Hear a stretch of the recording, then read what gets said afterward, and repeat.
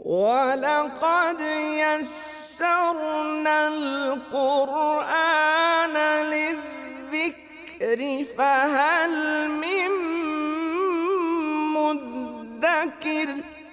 اللہ تعالیٰ فرماتا ہے وَكَذَلِكَ نَجْزِي الْمُحْسِنِينَ، اسی طرح ہم محسنین کو بدلہ دیتے ہیں۔ اور حضرت موسیٰ علیہ السلام کو بھی اللہ تعالیٰ نے اندازہ کیجئے کہ رہ رہے ہیں فرعون کے گھر میں، اور یوں اللہ تعالیٰ ان کو تیار کر رہا ہے۔ اب پوری تیاری ہو گئی۔ اب یہاں سے آیت نمبر 14 سے آیت نمبر 21 تک یہ جوانی حضرت موسیٰ علیہ السلام کی اب جوانی کا قصہ ہے۔ وَدَخَلَ الْمَدِينَةَ عَلَىٰ حِينَ، اب ساری تفصیلات نہیں بتائیں، ایک واقعے کی طرف اشارہ کیا۔ وَدَخَلَ الْمَدِينَةَ، اور وہ داخل ہوئے شہر میں، عَلَىٰ حِينِ غَفْلَةٍ مِّنْ أَهْلِهَا، شہر کے رہنے والوں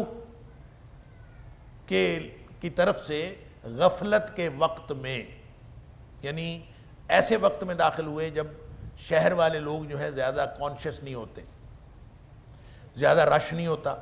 غفلت کا وقت کون سا ہوتا ہے؟ جب شہر میں آپ جائیں تو زیادہ سنسان ویران سڑکیں پڑی ہوئی ہیں، وہ کون سا وقت ہوتا ہے؟ یا تو صبح کا وقت ہوگا، انتہائی الصبح، اس وقت سنسان ہوتی ہیں، یا پھر عشاء کے بعد جب لوگ سو جاتے ہیں، گھروں کو چلے جاتے ہیں، اس وقت سنسان ہو جاتا ہے۔ آج کل تو ہماری ویسے راتوں کو سنسان کوئی نہیں ہوتی، ساری رات دنیا جاگتی ہے، لیکن پرانے وقتوں میں جب فطرت صحیح ہوتی تھی تو لوگ عشاء کے بعد سو جاتے تھے، یا وہ وقت تھا۔ تیسرا وقت جو ممکن ہے وہ دوپہر کا وقت، جب لوگ قیلولہ کرتے تھے۔ ایک تو اس وقت گرمی کی شدت ہوتی ہے، اور دوسرا قیلولہ کرنا ہر تمام شرفاء کا ایک روایت بھی رہی ہے، اور نبی کریم صلی اللہ علیہ وسلم بھی قیلولہ کرتے رہے، اور ہر دور میں قیلولہ رہا ہے۔ آج کل آ کے قیلولہ بھی ختم ہو گیا، راتوں کو سونا بھی ختم ہو گیا، آج کل لوگ فجر کے وقت سوتے ہیں۔ یہ فطرت بگڑتی ہے تو پھر اسی طرح بگڑتی ہے۔ وہ پورا سائیکل ہم نے خراب کر لیا جو اللہ تعالیٰ نے انسان کا بنایا تھا۔ بہرحال عَلَىٰ حِينِ غَفْلَةٍ مِّنْ أَهْلِهَا، اس وقت جب لوگ غفلت میں تھے، اس وقت وہ حضرت موسیٰ علیہ السلام شہر میں داخل ہوئے۔ اب کچھ غفلت میں ظاہر ہے، اس کا مطلب یہ تو نہیں ہوتا کہ لوگوں نے دروازے بند کر رکھے ہیں، کوئی باہر نہ نکلے، لیکن عام طور پہ یہ ہے کہ وہ کسی قدر لوگ جو ہیں غفلت میں تھے۔ تو اس سے مراد پھر کون سا وقت ہے؟ تینوں میں سے کوئی وقت مراد ہو سکتا ہے، لیکن جو واقعہ آگے ہوا ہے وہ نہ الصبح کا ہو سکتا ہے اور نہ ہی یہ رات کا ہو سکتا ہے۔ الصبح کا اس لیے نہیں ہو سکتا کہ الصبح جو لوگ نکلتے ہیں تو ان کے کوئی معاملات کی جو کہ کیونکہ آگے لڑائی جھگڑے کی بات ہے نا، تو لڑائی جھگڑا کوئی صبح تھوڑی ہونا ہوتا ہے۔ کوئی معاملات جب ہوتے ہیں تو پھر لڑائی جھگڑا ہوتا ہے، تو اس کا مطلب ہے صبح کا وقت تو نہیں تھا۔ وقت ہوگا تو یا تو شام کا ہوگا، رات کا ہوگا، اور یا پھر دوپہر کا ہوگا۔ رات کو کسی کو دیکھا نہیں جا سکتا، وہاں پہ کوئی اسٹریٹ لائٹس تو تھی نہیں، تو کسی کو حضرت موسیٰ علیہ السلام نے دیکھا تھا کہ ایک قبطی اور ایک بنی اسرائیلی لڑ رہے ہیں، تو اس کا مطلب ہے رات نہیں تھی، تھا وہ دن کا واقعہ۔ اس سے پھر پتہ چلتا ہے کہ یہ کوئی دوپہر کا وقت تھا جب لوگ جو ہیں وہ گھروں میں گھس جاتے ہیں، اور وہ کوئی غفلت کا وقت ہے۔ اسی بات کو ابن عباس رضی اللہ تعالیٰ عنہ نے، جو حبر الامہ، جو اصل مفسر قرآن ہیں صحابہ میں سے، وہ فرماتے ہیں کہ نصف النہار، یہ نصف النہار کا وقت تھا، یعنی بالکل دن دوپہر کے وقت جب سورج سر کے اوپر ہوتا ہے اس وقت لوگ جو ہے گھروں میں گھس جاتے ہیں، یہ وہ وقت تھا۔ بہرحال ہوا کیا، فوجد فیہا رجلین یقتتلان، انہوں نے پایا کہ دو آدمی لڑ رہے ہیں۔ فوجد، پس پایا، فیہا، اس میں، رجلین، دو آدمی، یقتتلان، آپس میں لڑ رہے تھے۔ ھذا من شیعتہ، ایک ان کی قوم میں سے تھا، وھذا من عدوہ، اور دوسرا جو ہے وہ دشمن کی قوم میں سے تھا۔ دشمن کون تھے؟ قبطی۔ خود حضرت موسیٰ علیہ السلام پیدا تو بنی اسرائیل کے گھر میں ہوئے، پلے بڑے جو ہیں وہ قبطیوں کے گھر میں ہیں۔ فرعون قبطی تھا، مقامی آبادی سے تھا، انہی کے گھر میں۔ اب موسیٰ علیہ السلام کو اللہ تعالیٰ نے، جیسے میں نے عرض کیا کہ اپنا بچپنا اور لڑکپنا گزارا ہے والدین کے پاس، تو بنی اسرائیل کے سارے حالات معلوم تھے۔ ہیں شاہی محل میں پلنے والے شہزادے، ادھر جو شہزادگی بھی ہے وہ علم بھی ہے، سارے حالات کا پورا علم۔ لہٰذا جب دیکھا کہ ان کو معلوم تھا کہ قبطیوں نے بنی اسرائیلیوں کو غلام بنایا ہوا ہے، اس پر کڑتے بھی ہوں گے، اور کچھ کر نہیں سکتے ہوں گے یا کچھ کرنے کی پلاننگ کرتے ہوں گے، لیکن دیکھا کہ ھذا من شیعتہ و ھذا من عدوہ، یہ جو تھا ایک وہ حضرت موسیٰ علیہ السلام کی قوم سے، وَھذا مِنْ عَدُوِّهِ، اور دوسرا جو ہے وہ دوسری قوم سے، فَاسْتَغَاثَهُ الَّذِي مِنْ شِيعَتِهِ، پس اس نے مدد طلب کی، فَاسْتَغَاثَهُ، اس کی مدد طلب کی، الَّذِي، اس شخص نے، مِنْ شِيعَتِهِ، جو حضرت موسیٰ علیہ السلام کی قوم میں سے تھا، یعنی جو بنی اسرائیلی تھا، اس کو معلوم تھا۔ اس کا مطلب یہ ہوا کہ حضرت موسیٰ علیہ السلام جب پلے بڑے اور لڑک پن سے گزر کر جب جوانی میں شاہی محل کے اندر بھی رہ رہے تھے، تو لوگوں کو بھی معلوم تھا کہ یہ بندہ ساڈا ہے جڑا اتھے رہ رہے، یعنی معلوم تھا کہ یہ ہمارے حمایتی ہیں۔ موسیٰ علیہ السلام مدد کرتے ہوں گے ان کی کسی نہ کسی طرح، تو ان کو یہ معلوم تھا کہ یہ ہمارا آدمی ہے، لہٰذا انہوں نے، اس کو معلوم تھا تو اس نے، وگرنہ تو کوئی کہتا کہ یہ تو فرعون کا بیٹا ہے، اور فرعون کے بیٹا، فرعون قبطی تھا اور وہ مقامی آبادی سے تھا، لہٰذا اس کو کیسے پتہ چلا کہ یہ میری مدد کر سکتا ہے؟ اس کو یہ معلوم تھا کہ حضرت موسیٰ علیہ السلام بنی اسرائیلی ہیں، کیونکہ حضرت موسیٰ علیہ السلام، اس واقعے سے پتہ چلتا ہے کہ علاوہ ازیں بھی قبطیوں کی مدد کیا کرتے تھے، لہٰذا اس نے مدد مانگی، فاستغاثہ، اس نے مدد مانگی، الذی من شیعتہ، وہ اس شخص نے مدد مانگی جو حضرت موسیٰ علیہ السلام کی قوم سے تھا، علی الذی من عدوہ، اس شخص کے مقابلے میں جو آپ کے دشمن قوم سے تھا، اس نے مدد مانگی، میری مدد کرو۔ اب موسیٰ علیہ السلام آگے بڑھے مدد کرنے کے لیے، فواکظہ موسیٰ، موسیٰ علیہ السلام نے ایک مکہ مارا اس قبطی کو، فقضى علیہ، پس اس کا کام تمام کر دیا، قضا، پورا کر دیا، علیہ، اس کے اوپر۔ اب کام تمام کر دیا، موسیٰ علیہ السلام نے کام تمام کر دیا یا موسیٰ علیہ السلام کے مکے نے؟ یہاں پہ فاعل موسیٰ علیہ السلام بھی ہو سکتے ہیں اور موسیٰ علیہ السلام کا مکہ بھی ہو سکتا ہے۔ مکہ مارا، فقضى علیہ، مکے نے کام تمام کر دی، بندہ مر گیا۔ اب آپ اندازہ کریں کہ یہ جو مکہ ہوتا ہے یہ آلہ قتل تو نہیں ہے، کسی کو مکہ مارا جائے قتل کرنے کے لیے تو مارا جاتا۔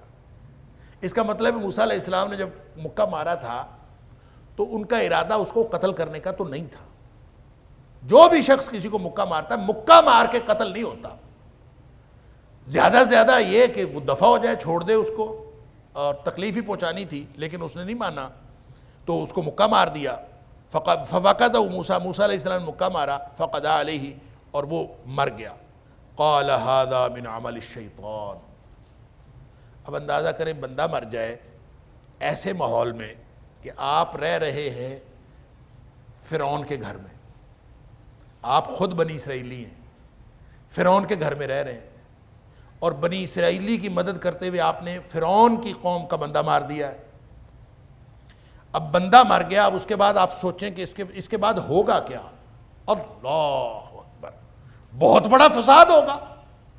جس کو پتہ چلے گا کہ موسیٰ علیہ السلام نے وہ بندہ مار دیا، تو اب اس کے بعد موسیٰ علیہ السلام کا ایک تو محل کے اندر رہنا ممکن نہیں ہے، اب دوسرا یہ کہ اس سے تو ایک آگ بھڑک اٹھے گی بنی اسرائیلیوں اور قبطیوں کے خلاف۔ قبطی پہلے ہی ظلم کر رہے ہیں بنی اسرائیلیوں کے اوپر، بنی اسرائیلیوں کے اندر طاقت نہیں ہے ان کا مقابلہ کرنے کی، لہٰذا اس سے جو جتنا بڑا فساد ہوگا، جب یہ سوچا تو حیران ہو گئے کہ اللہ اکبر، یہ اتنا بڑا کام خراب ہوا ہے۔ ھذا من عمل الشیطان، یہ تو شیطان کا عمل ہے، یہ شیطانی کام ہوا ہے، اس سے تو بہت بڑا فساد اب پیدا ہونے کا خطرہ پیدا ہو گیا۔ اللہ اکبر، انہ عدو مضل مبین، وہ جو شیطان ہے نا، وہ کھلا دشمن اور گمراہ کرنے والا ہے۔ عدو مضل مبین، واضح طور پر کھلا گمراہ کرنے والا اور دشمنی کرنے والا۔ اب یہ حضرت موسیٰ علیہ السلام نے جب نتائج و عواقب دیکھے تو حیران رہ گئے کہ یہ تو بہت کام خراب ہو گیا۔ اب موسیٰ علیہ السلام نے نہ بندہ مارنا تھا، نہ مارنے کے لیے مارا، ایک مکہ ہی تو مارا تھا، مکے سے بندہ مار گیا، خود پریشان ہوئے اس کے نتائج سے۔ لیکن بائبل دیکھیں نا آپ، تو بائبل کی کتاب خروج کے اندر حضرت موسیٰ علیہ السلام کے اس واقعے کو یوں لکھا گیا ہے کہ موسیٰ علیہ السلام نے بندہ مارا اور مار کے ریت میں چھپا دیا، گویا اس کو قتل عمد قرار دیا گیا ہے کہ ارادتاً قتل کیا تھا۔ اب اندازہ کیجئے کہ نبیوں کے بارے میں، انبیاء کے بارے میں بائبل کے اندر کس قدر تحریف کی گئی ہے اور نبیوں کے کردار کو کس قدر مشکوک بنایا گیا ہے. انا للہ و انا الیہ راجعون. اور قرآن جو مہیمن ہے ان کے اوپر، سورہ مائدہ کے اندر ہم پڑھ آئے ہیں، انجیل نازل ہوئی، تورات نازل ہوئی، تورات نازل ہوئی فیہا ہدی و نور، اس میں بھی ہدایت اور نور تھا. اور انجیل نازل ہوئی فیہ ہدی و نور، اس میں بھی ہدایت اور نور تھا. لیکن اب وانزل الفرقان، اب یہ قرآن نازل ہو گیا ہے. یہ قرآن جو اللہ تعالیٰ نے نازل کیا ہے وَمُهَيْمِنًا عَلَيْهِ، یہ اس کے اوپر نگران بھی ہے، مانیٹرنگ بھی کرتا ہے، یہ بتاتا ہے کہ انہوں نے کیا غلط کیا اور کیا صحیح کیا.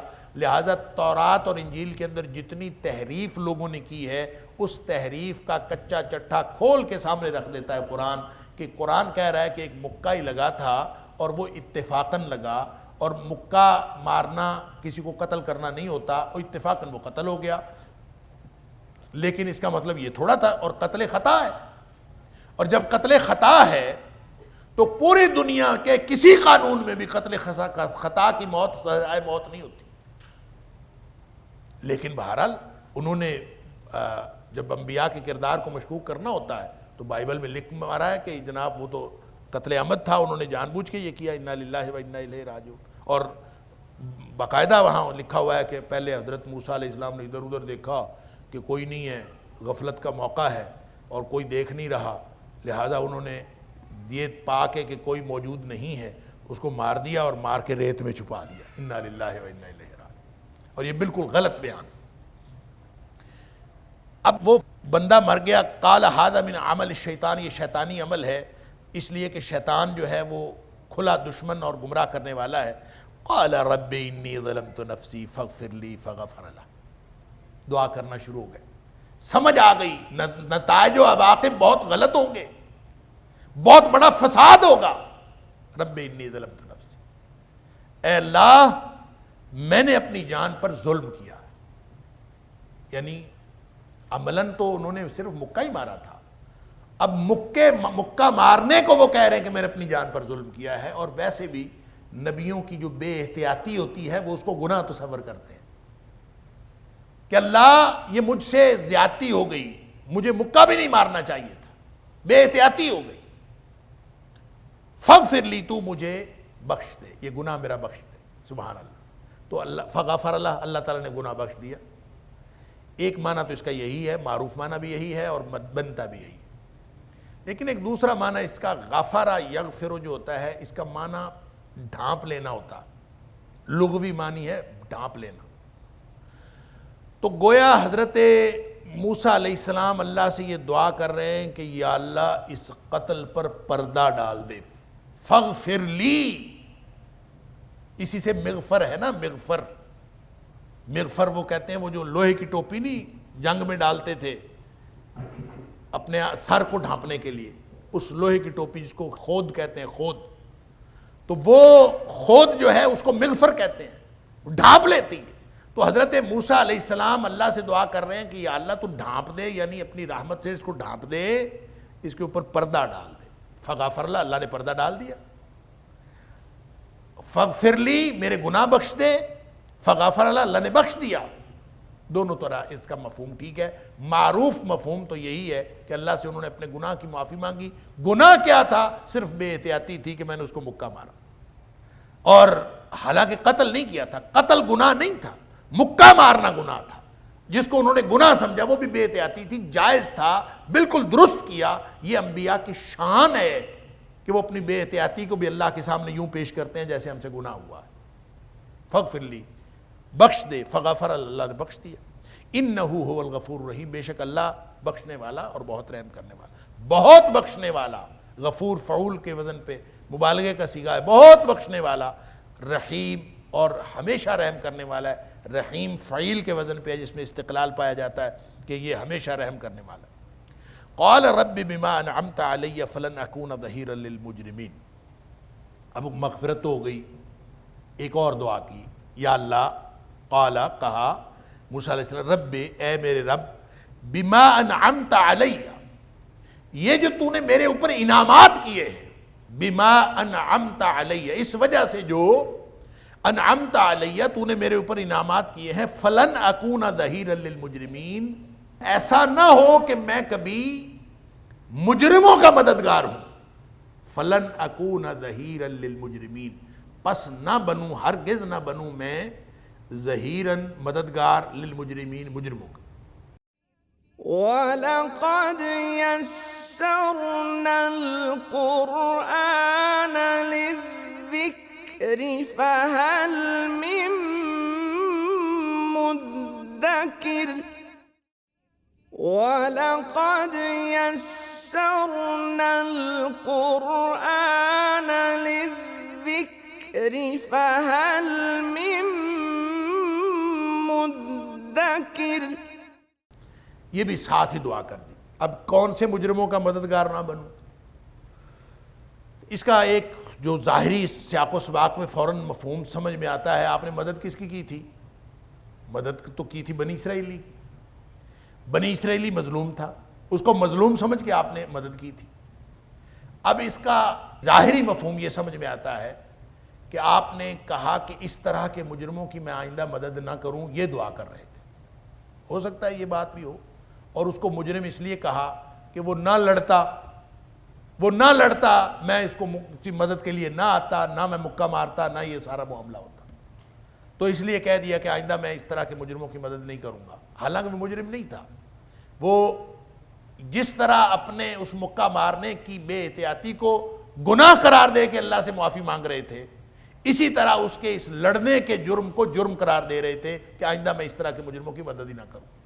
حالانکہ وہ مظلوم تھا، اس کی مدد ٹھیک کی تھی، اور اگلے دن پھر کی اس کی مدد، آگے آ رہا۔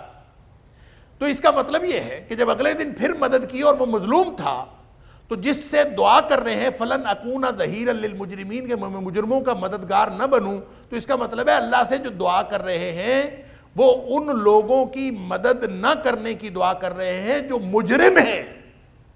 اور مجرم کون تھے؟ اس وقت جو اصحاب اقتدار تھے وہ مجرم تھے۔ جو اس وقت کا قبطی خاندان تھا یا قبطی قوم تھی وہ مجرم تھی۔ گویا بما انعمت علیہ، یہ اس وجہ سے جو تو نے میرے اوپر انعام کیا ہے۔ انعام کیا کیا تھا؟ طاقت عطا کی تھی۔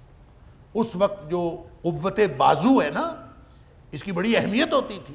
یہ تو بعد میں جب یہ بندوق کا دور آ گیا ہے اور گولی کا دور آ گیا ہے تو قوت بازو کی کوئی حیثیت نہیں رہی، وگرنہ تو قوت بازو ایسے تھا جیسے آپ کے ہاتھ میں بندوق آ گئی۔ تو اللہ تعالیٰ نے جو قوت بازو عطا کی تھی، بما انعمت علیہ، اللہ تو نے میرے اوپر جو انعام کیا ہے، کیا جسمانی قوت بھی عطا کی ہے اور مجھے علمی قوت بھی عطا کی ہے، قوت فیصلہ بھی عطا کی ہے۔ اللہ کبھی بھی میں مجرموں کا مددگار نہ بنوں، کبھی میری یہ طاقت، کبھی میرا یہ جو کچھ تو نے میرے اوپر انعام کیا ہے، یہ کبھی مجرموں کے لیے استعمال نہ ہو، یہ دعا کر رہے ہیں۔ تو اس وقت کے مجرم تو فرعونی تھے، گویا یہ حضرت موسیٰ علیہ السلام اس خدشے کے پیش نظر یہ دعا کر رہے ہیں کہ آج میں نے مدد کی ہے تو بنی اسرائیلی کی ہے، اللہ مجھے ہمیشہ مظلوموں کی مدد کے لیے رکھنا، کبھی ظالموں کی مدد کے لیے میری طاقت استعمال نہ ہو۔ جیسے سورہ ہود کے اندر ہم نے پڑھا وَلَا تَرْكَنُوا إِلَى الَّذِينَ ظَلَمُوا، کہ کبھی ظالموں کی طرف نہ جھکو، وَلَا تَرْكَنُوا، نہ جھکو، نہ اپنا وزن ڈالو ان کے پلڑے میں، وَلَا تَرْكَنُوا إِلَى الَّذِينَ ظَلَمُوا، ظالموں کی طرف کبھی اپنا وزن نہیں ڈالنا، ان کی طرف نہیں جھکنا، ان کی طرف جھکاؤ پیدا نہیں کرنا۔ فَتَمَسَّكُمُ النَّارُ، اگر تم ایسا کرو گے تمہیں آگ لگ جائے گی۔ اللہ اکبر۔ تو جو ظالموں کی طرف اپنا وزن ڈالنا، اور پھر خاص طور پر ایک طاقتور آدمی ہو، اور پھر خاص طور پر موسیٰ علیہ السلام جیسا جس نے مستقبل میں نبی بننا ہے، اس کا وزن کبھی ظالموں کے پلڑے میں پڑ جائے، اس سے بڑا اور ظلم کیا ہوگا۔ اس لیے انہوں نے اللہ سے گویا جو دعا کی ہے وہ یہ کہ اللہ مجھے ہمیشہ مظلوموں کا مددگار رکھنا۔ یہ جو طاقت بما انعمت علیہ، طاقت تو نے مجھے عطا کی ہے، مجھے ہمیشہ مظلوموں کا مددگار رکھنا، کبھی فلن اکون ظہیرا للمجرمین، مجرموں کا تو نے مجھے بخش دیا، فغفر لی فغفر اللہ، میں نے بخشش کی دعا کی، اللہ تو نے مجھے بخش دیا، بما انعمت علیہ، اللہ تو نے میری بخشش کر دی، میرے اوپر مجھے طاقت عطا فرمائی، مجھے اتنی صلاحیتیں عطا فرمائیں، فلن اکون من ظہیرا للمجرمین، مجھے کبھی مجرموں کا مددگار نہ بنانا، میں ہمیشہ مظلوموں کا مددگار رکھنا۔ یہ تھی اصل میں دعا حضرت موسیٰ علیہ السلام نے جو کی۔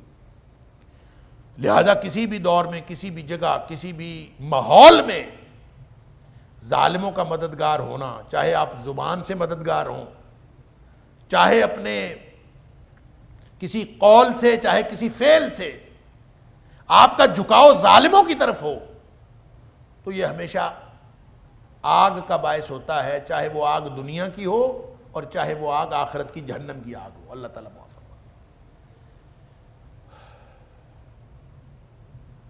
بعض اوقات انسان خاموش رہ کے بھی مدد کرتا ہے، معلوم ہے وہ حدیث میں آتا ہے نا، حدیث سنی ہوئی ہوگی آپ نے، نبی پاک صلی اللہ علیہ وسلم نے فرمایا کہ ان اللہ تعالی لا يعذب العامة بعمل الخاصة، اللہ کا یہ قانون نہیں ہے کہ جرم کسی ایک نے کیا ہو اللہ سزا سب کو دے، یہ اللہ کا قانون نہیں، جس نے جرم کیا اللہ سزا اسی کو دیتا ہے، لیکن حتیٰ یہاں تک کہ اللہ اکبر لوگ اپنے سامنے برائی ہوتے دیکھیں، حتیٰ یروا المنکر بین ظہرانیہم، لوگ منکر کو اپنے سامنے دیکھیں، برائی سامنے ہو رہی ہے اس کو دیکھیں، وَهُمْ قَادِرُوهُ عَلَىٰ أَن يُنْكِرُوهُ فَلَا يُنْكِرُوهُ، لوگ اس کو برائی کہنے کی صلاحیت رکھتے تھے، وَهُمْ قَادِرُونَ، ان کے پاس صلاحیت تھی،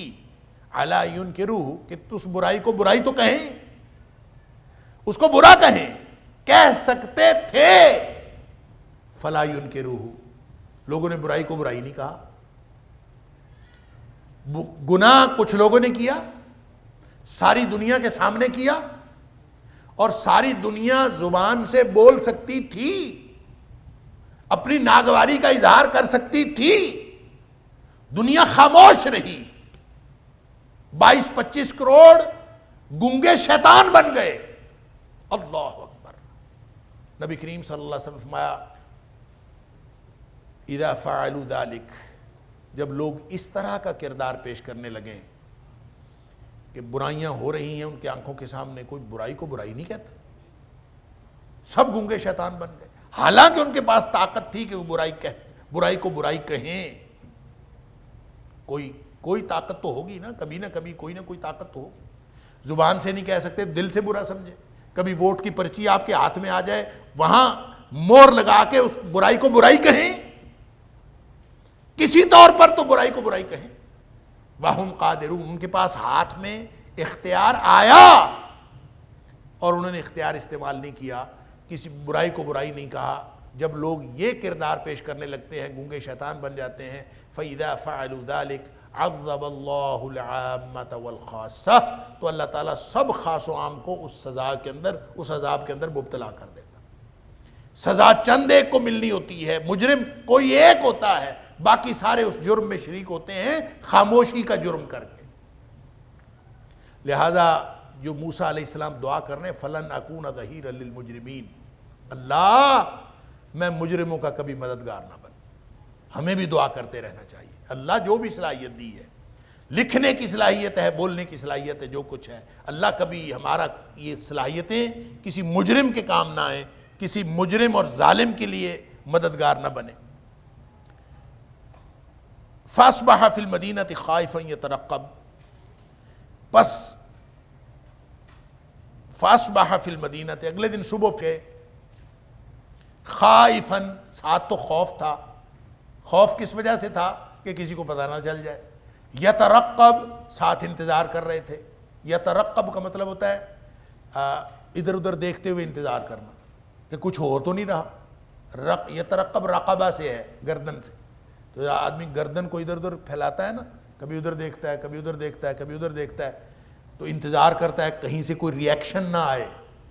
تو موسیٰ علیہ السلام اگلے دن گئے شہر میں، فاصبح فی المدینہ، پس صبح شہر میں داخل ہوئے، خائفاً، ایک تو خوف تھا، ڈرتے ہوئے داخل ہوئے، یا ترقب، اور دوسرا ادھر ادھر دیکھ رہے تھے، کسی کو پتہ نہیں چلا. ایک انتظار، یا ترقب کا مطلب انتظار ہوتا ہے، یعنی کسی کو پتہ تو نہیں چلا. اگر پتہ چل گیا ہے تو پھر ریئیکشن کیسا آئے گا اس کا انتظار کر رہے تھے. اللہ اکبر. خوف بھی دل میں تھا اور انتظار بھی تھا کہ کس طرح کا ریئیکشن آئے گا. فَإِذَا الَّذِي اسْتَنْصَرَهُ بِالْأَمْسِ يَسْتَصْرِخُهُ. اللہ اکبر. بس وہ دیکھا موسیٰ علیہ السلام پہلے ڈرے ہوئے تھے اور اس انتظار میں تھے کہ کل والے واقعے کا کوئی ریئیکشن آئے گا. تو ابھی دیکھتے ہوئے جا رہے تھے کہ دیکھا کہ وہی بندہ جس نے کل لڑائی کی تھی نا. فَإِذَا الَّذِي، پس اچانک وہ شخص، الَّذِي اسْتَنْصَرَهُ بِالْأَمْسِ، جس نے گزشتہ کل مدد مانگی تھی، جس کی وجہ سے انہوں نے مکہ مارا تھا اور وہ بندہ مر گیا تھا قبطی. تو جس شخص نے کل مدد مانگی تھی، اسْتَنْصَرَهُ بِالْأَمْسِ، جس نے کل مدد مانگی تھی، يَسْتَرِخُهُ، وہ اس سے فریاد کر رہا ہے، پھر مدد مانگ رہا. قَالَ لہو، موسیٰ علیہ السلام نے اس کو کہا، دیکھتے ہی، اب دیکھیں نا وہ دو لڑ رہے ہیں، موسیٰ علیہ السلام پھر فریاد کرتا ہے موسیٰ علیہ السلام. موسیٰ علیہ السلام نے دور سے دیکھا، اس کو کہتے ہیں اِنَّكَ لَغَوِيٌّ مُبِينٌ، تو بڑا گمراہ ہے. اللہ اکبر. تو بڑا کھلا گمراہ آدمی ہے. یعنی کیا مطلب؟ کہ کل بھی تو نے ایک طرف رہنمائی کی اور میں نے مکہ مارا تو بندہ مر گیا، آج پھر تو لڑ رہا ہے، تو ہے ہی ایسا آدمی. اب یہ کہہ دیا موسیٰ علیہ السلام نے، اس کو کہا، اس کو یہ کہ اِنَّكَ لَغَوِيٌّ مُبِينٌ. اب ظاہر ہے یہ ناگواری کا جملہ تھا، آپ نے اس کے طرز عمل سے ناگواری کا اظہار کیا. اِنَّكَ لَغَوِيٌّ مُبِينٌ، تو بڑا گمراہ آدمی ہے. لیکن موسیٰ علیہ السلام کے دل میں ہمدردی اسی کے ساتھ تھی، کیونکہ گزشتہ کل بھی جو یہ لڑ رہا تھا تو قبطی ظالم تھے، وہ ہر جگہ پہ ظلم ہی کرتے تھے بنی اسرائیلیوں پر. لہذا بنی اسرائیلی بیچارے کچھ ان کے آگے بے بس ہوتے تھے، کچھ کر نہیں سکتے تھے. آج بھی بنی اسرائیلی ہی مظلوم تھا اور دوسرا شخص ظالم تھا، وہی ظلم کر رہا تھا. لیکن حضرت موسیٰ علیہ السلام نے صرف اس وجہ سے کہ کل بھی تیری وجہ سے بندہ مرا ہے تو آج پھر تو لڑ رہا ہے. اِنَّكَ لَغَوِيٌّ مُبِينٌ، کل بھی تو نے مجھے پکارا تھا مدد کے لیے، آج بھی تو مجھے مدد کے لیے پکار رہا ہے، تو گویا تو مجھے گمراہ کر رہا ہے، تو ہی گمراہ ہے. یہ ناگواری کا اظہار کیا. گمراہ نہیں تھا، وہ مجرم نہیں تھا، ظالم بھی نہیں تھا، مظلوم تھا. اور اگلی آیت جو ہے وہ بھی یہ بتاتی ہے کہ موسیٰ علیہ السلام نے کہا تو اس کو یہ کہ اِنَّكَ لَغَوِيٌّ مُبِينٌ، کہ تو گمراہ ہے البتہ، لیکن اس کو کہا نہیں، یعنی ایک طرح سے تو گمراہ ہی ہے، تو مجھے گمراہی کی طرف لگا رہا ہے، پھر میں ایک بندے کو پٹائی کروں تو وہ کہیں پھر نہ مر جائے. تو بہرحال لیکن موسیٰ علیہ السلام جو پکڑنے کے لیے آگے بڑھے تو آپ اس کو پکڑنے کے لیے آگے نہیں بڑھے تھے، آپ اس قبطی کو ہی پکڑنے کے لیے آگے بڑھے تھے.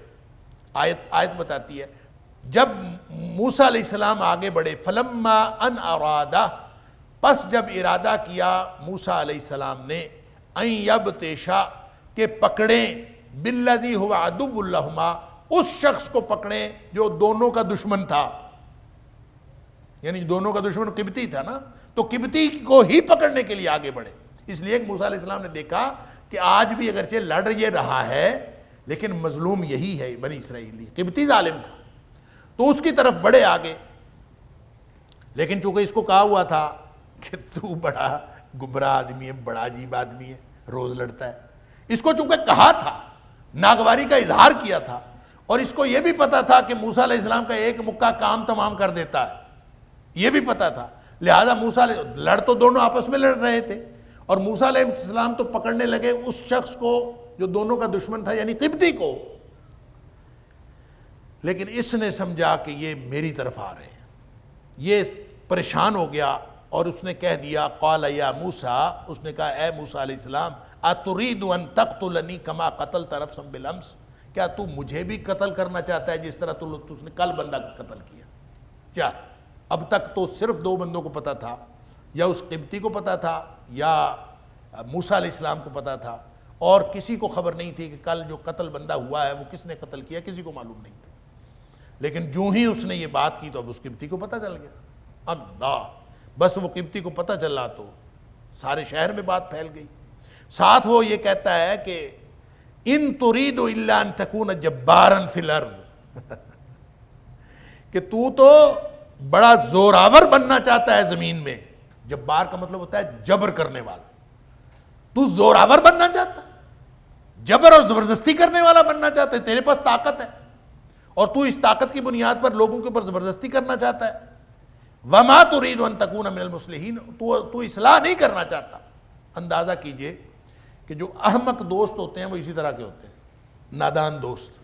اس کی مدد کی اور بجائے اس کے کہ وہ شکریہ ادا کرے, وہ آگے سے بکواس کرنے لگا ہے کہ آپ کو اصلاح کرنے کے لیے کل بندہ نہیں مارا آپ نے تو اپنے آپ کو اپنی طاقت جتانے کے لیے مارا, اور طاقت کے بلبوتے پر آپ جبر کرنے والا اور زبردستی کرنے والا بننا چاہتے ہیں. وما ترید ان تکون من المصلحین, اصلاح کرنا آپ کا ارادہ نہیں ہے. اس نے موسیٰ علیہ السلام کو یہ تک کہہ دیا, لیکن چونکہ وہ خبر تھی, بس وہ خبر قبطی کے پاس پہنچی اور وہ سارے شہر میں پھیل گئی اور جا کے فرعون کے محل میں بھی پہنچ گئی کہ وہ جو کل بندہ قتل ہوا تھا وہ موسیٰ علیہ السلام نے قتل کیا تھا. وَلَقَدْ يَسَّرْنَا الْقُرْآنَ لِلذِّكْرِ فَهَلْ مِن مُدَّكِرٍ وَلَقَدْ يَسَّرْنَا الْقُرْآنَ لِلذِّكْرِ فَهَلْ مِن مُدَّكِرٍ وجاء رجل من اقصى المدينة يسعى قال يا موسى ان الملأ يأتمرون بك ليقتلوك فاخرج اني لك من الناصحين. ایک آدمی آیا, وجاء رجل, ایک آدمی آیا, من اقصى المدینہ, دور شہر کے دوسرے کنارے سے, یسعى, دوڑتا ہوا. قال, آ کے کہا, یا موسیٰ, اے موسیٰ علیہ السلام, ان الملأ, بے شک جو درباری سردار ہیں, سارے سردار, یأتمرون بک, وہ تیرے بارے میں مشورہ کر رہے ہیں, لیقتلوک, تاکہ تجھے قتل کر دے. تیرے قتل کا مشورہ ہو رہا ہے دربار میں. اللہ اکبر. انہوں نے آپس میں پروگرام بنایا. انہوں نے کہا یار, پہلے بھی ان کو پتا تھا کہ بنی اسرائیل کی مدد کرتا ہے اور یہ ہے بھی بنی اسرائیلیوں کی مدد کرنے والا. اب انہوں نے سوچا کہ اب قبطی کو قتل ہی کر دیا ہے تو اب اس کا نتیجہ یہی ہے کہ اب اس کو بھی ہم قتل کر دیں, اور اب حد ہو گئی ہے, اور اخیر سمجھی انہوں نے کہ اب اس کو قتل کر دیں.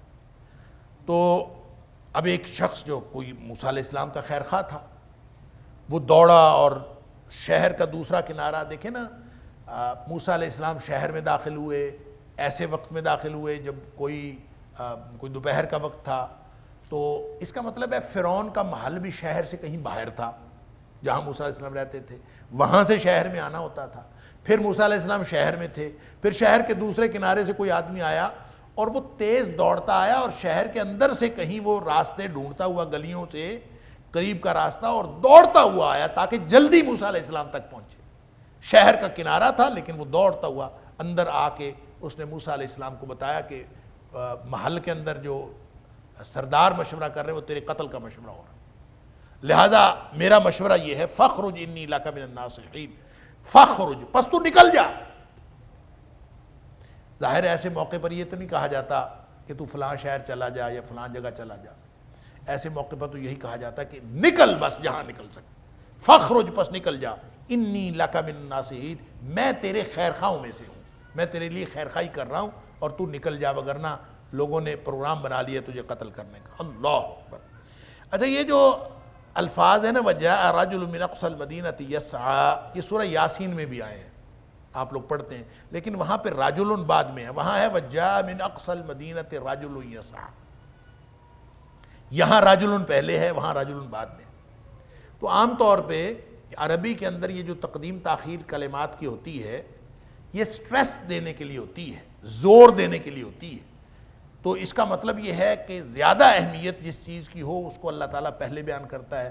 وہاں تھا کہ وجاء من اقصى المدینۃ رجل یسعیٰ, ایک آدمی دور دراز سے آیا, دور دراز, وہاں سے دور دراز, یہ شہر کا کنارہ جو تھا وہ اس کی اہمیت تھی کہ وہ دور سے آیا ایک آدمی دوڑتا ہوا. یہاں دور کی اہمیت زیادہ نہیں ہے, آدمی کی اہمیت ہے کہ فرعون, اس کی فرعونیت, اس کا ظلم, اور اس ماحول کے اندر کہ جہاں کسی کو پر مارنے کی بھی اجازت نہیں ہے اور سب خوف زدہ ہیں فرعون کی فرعونیت سے، وہاں پہ ایک آدمی جو ہے وہ فرعون کے محل سے دوڑا بات سن کے اور دوڑتا ہوا آیا، گویا کوئی انتہائی اہم آدمی تھا، اور اس شخص کو، اس کی شخصیت کو اللہ تعالیٰ اس طرح خراج تحسین پیش فرما رہے ہیں کہ وہ آدمی دوڑتا ہوا آیا، وَجَاءَ رَجُلٌ مِّنْ أَقْصَى الْمَدِينَةِ يَسْعَىٰ، کہ وہ آدمی کی اہمیت ہے کہ وہ اس ماحول کے اندر سبحان اللہ فرعون سے ڈرا نہیں، اس ماحول سے ڈرا نہیں، اور وہ ظاہر ہے کسی کو پتہ چل جاتا کہ یہ فرعون کی یہ خبر جو ہے لیک کرنے کے لیے یہ موسیٰ علیہ السلام کے پہنچ گیا تو یہ تو سیدھی سیدھی موت تھی،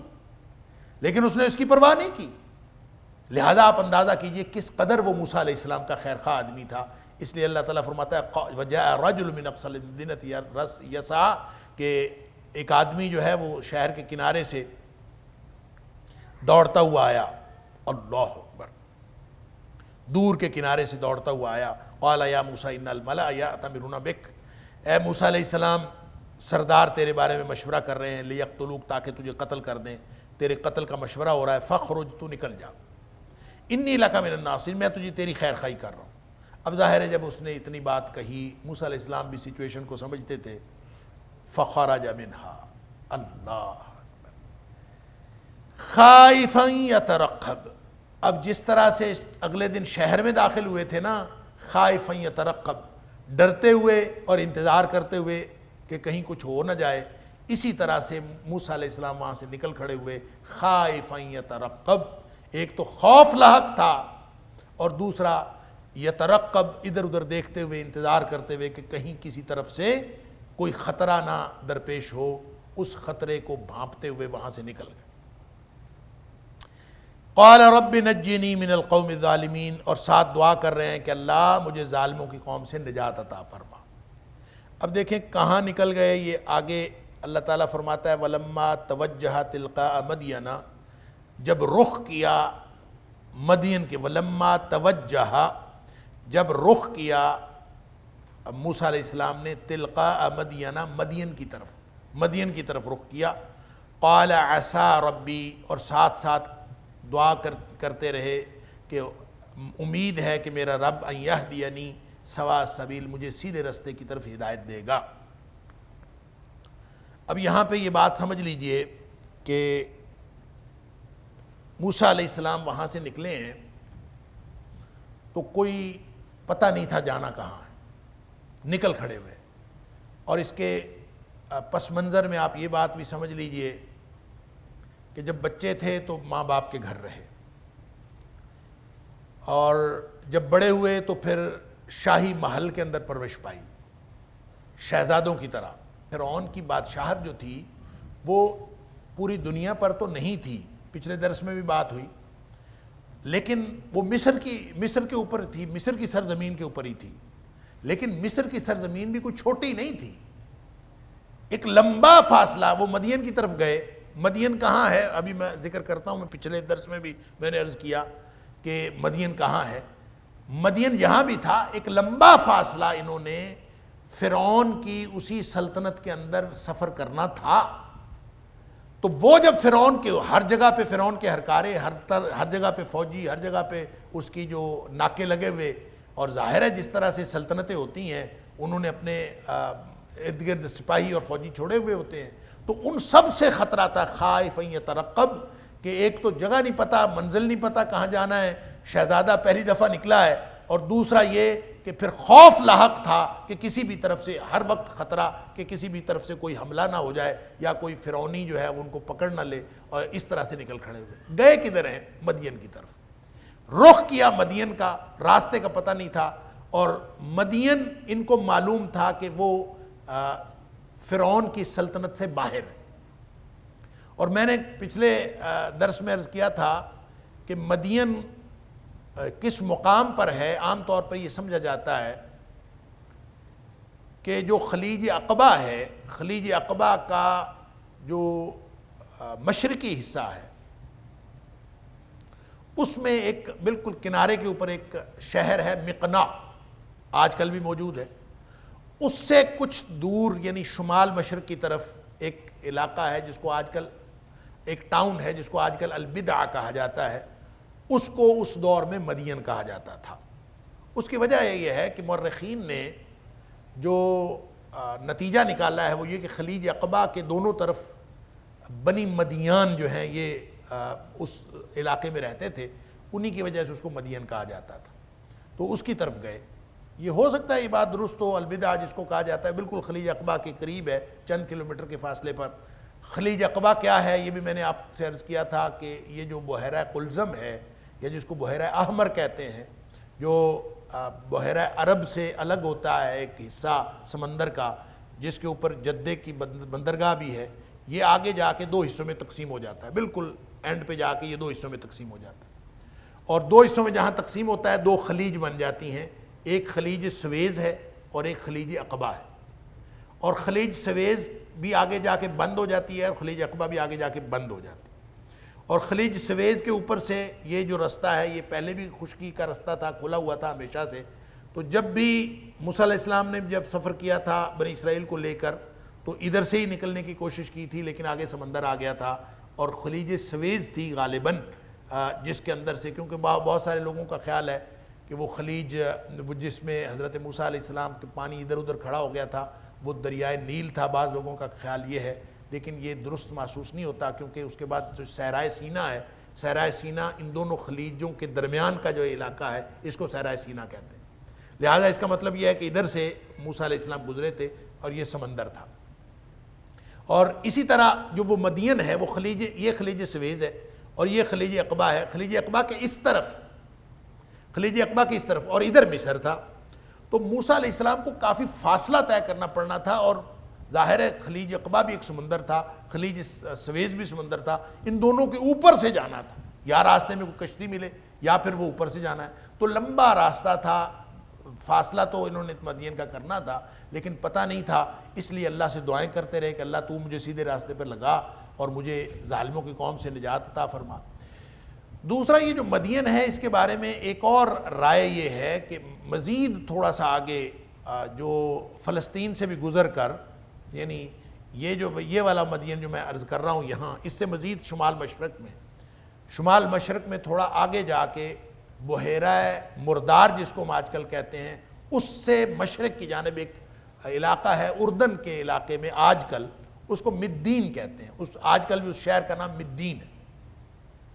بعض لوگوں کا خیال ہے کہ یہ مدین تھا جہاں حضرت موسیٰ علیہ السلام گئے، ہو سکتا ہے، اس کی ایک دلیل یہ بھی دی جاتی ہے کہ وہ مدین سے ذرا اور مشرق کی جانب آپ تھوڑا سا جائیں چند کلومیٹر، تو وہاں ایک وادی کے اندر، اس وادی کو وادی موسیٰ کہا جاتا ہے، اور اس وادی کے اندر ایک چشمہ ہے، اس کا نام ماء موسیٰ، یعنی چشمہ موسیٰ اس کا نام۔ تو یہ موسیٰ علیہ السلام جن دنوں بکریاں چراتے رہے ہیں، ہو سکتا ہے کہ وہ یہی سارا ایریا ہو، اور یہ والا ایریا ہو تو وہ مدین جو ہے وہ والا مدین ہو جہاں پہ وہ انہوں نے سفر کر کے وہاں پہنچے تھے۔ یہ ساری باتیں ممکن ہیں، واللہ اعلم بالصواب، کہ اصل مدین وہ والا ہے جس کو آج کل الوداع کہا جاتا ہے، یا اصل مدین یہ ہے جس کو مدین کہا جاتا ہے، لیکن علاقہ یہی تھا۔ خلیج عقبہ سے دوسری طرف آ کے جو شمال مشرق کا علاقہ بنتا ہے، اس طرف آ کے حضرت موسیٰ علیہ السلام کو پناہ ملی کہ آپ سلطنت فرعون سے باہر نکل گئے، اس کی طرف آپ نے رخ کیا تھا۔ وَلَمَّا تَوَجَّهَ تِلْقَاءَ مَدْيَنَ، قرآن کہتا ہے کہ مدین کی طرف رخ کیا، قَالَ عَسَىٰ رَبِّي، اور اللہ سے دعا کرتے رہے، ہو سکتا ہے میرا اللہ، امید ہے کہ اللہ ان یہدینی، کہ وہ مجھے ہدایت دے، سواء السبیل، سیدھے رستے کی۔ وَلَمَّا وَرَدَ مَاءَ مَدْيَنَ، اور جب وہ ماء مدین پر پہنچے، ماء مدین کا مطلب پانی، مدین کے پانی پر پہنچے، گویا مدین کے پانی کے کنویں پر پہنچے۔ وجد علیہ امۃ من الناس، وہاں آپ نے ایک گروہ لوگوں کا، امت بڑے گروہ کو کہتے ہیں، بڑی دنیا اکٹھی ہوئی تھی کنویں کے اوپر، یسقون، وہ وہاں پہ پانی پلا رہے تھے، ووجد، اپنے اپنے مویشیوں کو پانی پلا رہے تھے، ووجد من دونہم امرأتین، ان کے علاوہ دیکھا تو ایک طرف 2 خواتین کھڑی ہوئی ہیں، تذودان، جو اپنے جانوروں کو ہانک رہی تھیں یا روک رہی تھیں، ہٹا رہی تھیں۔ یہ جو تذودان ہے زادہ یزود، اس کا ایک معنی تو ہوتا ہے ہانکنا یا ہٹانا یا دفع کرنا، اور دوسرا زادہ یزود زود کہتے ہیں جانوروں کی ایک جماعت کو، اور خاص طور پہ اونٹوں کی۔ تو اب ان خواتین کے پاس جانور تھے اور بھوکے پیاسے جانور ہوں تو ظاہر ہے وہ بھاگ بھاگ کے پانی کی طرف جاتے ہیں، تو وہ پانی کی طرف جا رہے تھے اور پانی کی طرف جانے والے جانوروں کو روکنا ہو تو اس کے لیے قرآن نے یہ لفظ استعمال کیا تذودان، وہ دونوں ان کو ہٹا رہی تھی، یعنی وہ بھاگ بھاگ کے پانی کی طرف جا رہے تھے اور وہ اپنے جانوروں کو، چاہے وہ بھیڑیں تھیں چاہے بکریاں تھیں، تو وہ ان کو روک رہی تھیں، ان کو ان سے ہٹا رہی تھی۔ قال ما خطبکما، موسیٰ علیہ السلام نے ان سے پوچھا تمہارا مسئلہ کیا ہے، کیا معاملہ ہے؟ قالتا، ان دونوں نے کہا لا نسقی، ہم پانی نہیں پلا سکتے اپنے جانوروں کو، حتی یصدر الرعاء، جب تک یہ سارے چرواہے چلے نہ جائیں، جب یہ سارے چرواہے اپنے جانوروں کو پانی پلا کر چلے نہ جائیں ہم پانی نہیں پلا سکتے۔ وَأَبُونَا شیخٌ کبیر، اور ہمارا باپ جو ہے وہ بوڑھا آدمی ہے۔ یعنی دونوں باتیں انہوں نے بتا دی کہ ہمارے یہاں کھڑے ہونے کی وجہ کیا ہے، ایک تو یہ کہ ہم خواتین ہیں اور ہم ان کے جانے کا انتظار کریں گے، اور باپ ہمارا اس لیے نہیں آ سکتا کہ وہ شیخ کبیر ہے، وہ بوڑھا آدمی ہے، اس لیے وہ آ نہیں سکتا۔ وقت ہو گیا میرا خیال ہے، اللہ تعالی ہم سب کو قرآن سمجھنے اور عمل کرنے کی توفیق عطا فرمائے۔ اللہ کی توفیق سے اور بشرط زندگی انشاءاللہ اگلے درس میں یہیں سے آغاز کریں گے۔ وآخر دعوانا الحمدللہ رب العالمین۔ إن هذا القرآن يهدي للتي هي أقوم ويبشر المؤمنين الذين يعملون الصالحات أن لهم أجرا كبيرا۔